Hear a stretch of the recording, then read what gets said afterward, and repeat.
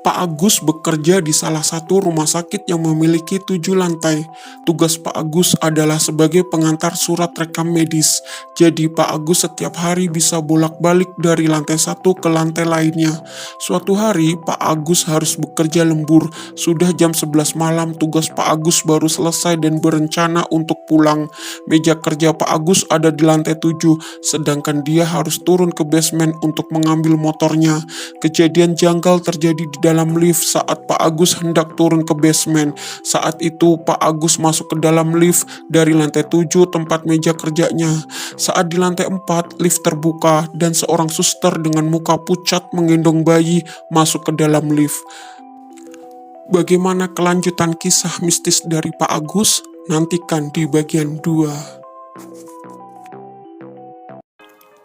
Kisah mistis Pak Agus bagian 2. Saat di dalam lift dan pintu mulai tertutup, Pak Agus bertanya kepada suster itu akan turun di lantai berapa, tapi suster itu hanya diam saja dan menunjuk tombol basement. Dalam hati Pak Agus bertanya-tanya, kenapa suster dengan bayi itu turun di lantai basement, sedangkan ruang bayi ada di lantai 2. Setelah sampai di lantai basement, tiba-tiba suster itu jalan menembus pintu lift yang masih tertutup. Pak Agus yang melihat kejadian itu langsung lari keluar lift.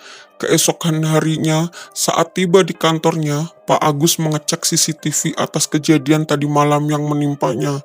Ternyata di CCTV dia ada di dalam lift sendirian. Pak Agus langsung merinding dan lemas seketika. Begitulah kisah mistis dari Pak Agus. Jangan lupa selalu berdoa ya teman-teman.